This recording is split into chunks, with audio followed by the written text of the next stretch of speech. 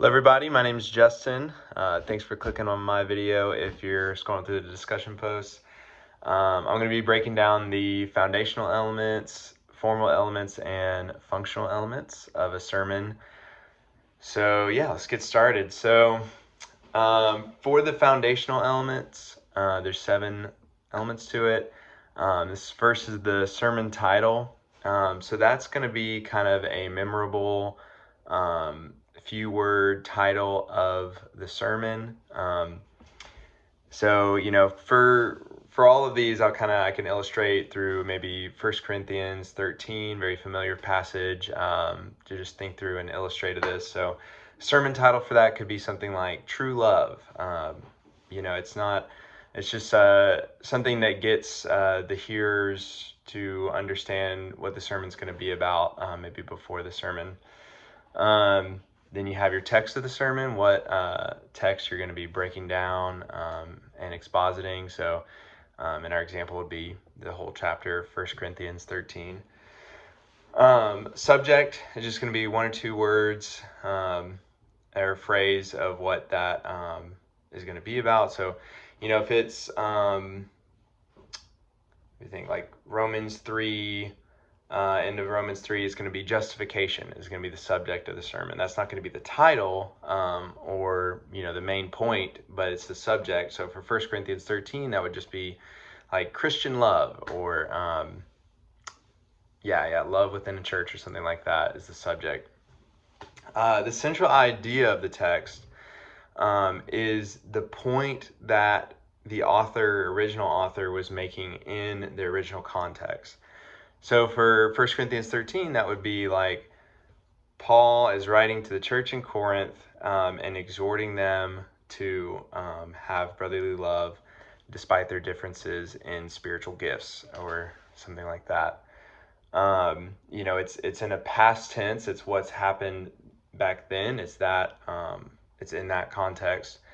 The proposition is kind of like the central idea of the text, but in a present tense form. So like today, the church should love each other in a distinct way, despite spiritual gifts or something like that.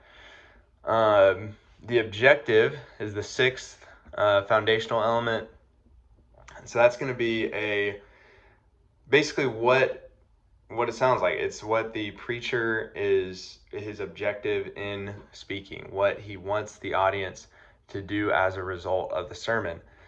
For our text, 1 Corinthians 13, that's going to be, Paul, or it's going to be the preacher is wanting the audience to love each other in a more Christian way, in a more Christ-like way.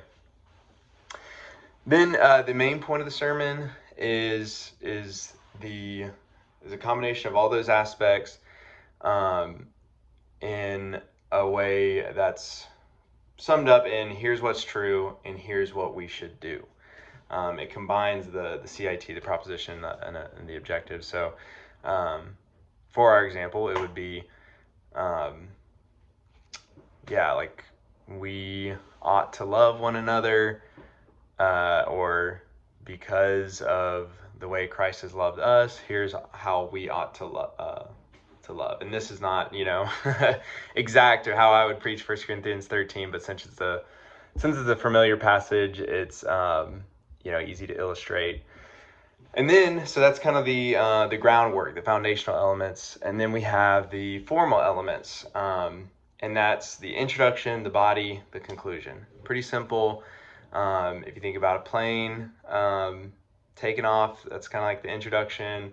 The flight, where it's going, is the body, is what actually is taking you from New Orleans to Chicago, and then the conclusion is the landing. Another illustration would be the appetizers, introduction, the entrees, the body, and then the dessert is the conclusion there.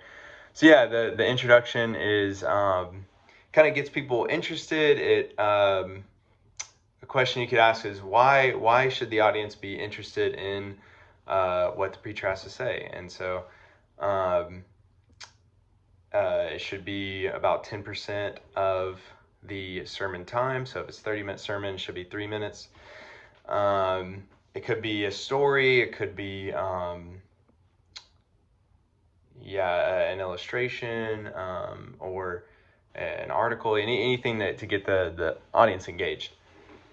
And then in the body is where we have the functional elements, and that's explanation, argumentation, application, and illustration.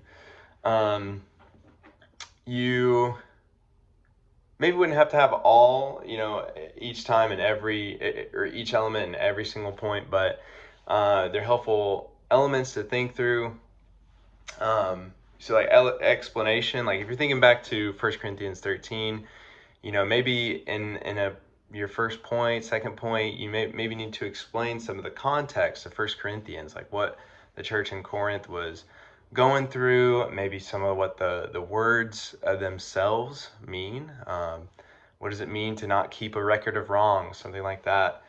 And then the argumentation is moving from just explaining terms and definitions to here's actually a logical argumentation.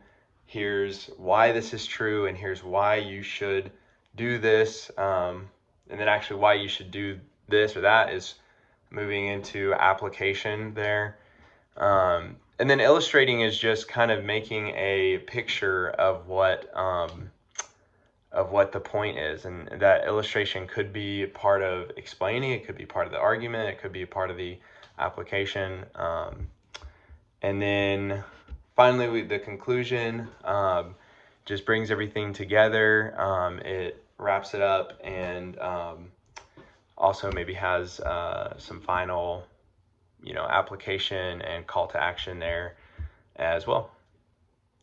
So yeah, that's all the foundational elements, formal and functional elements.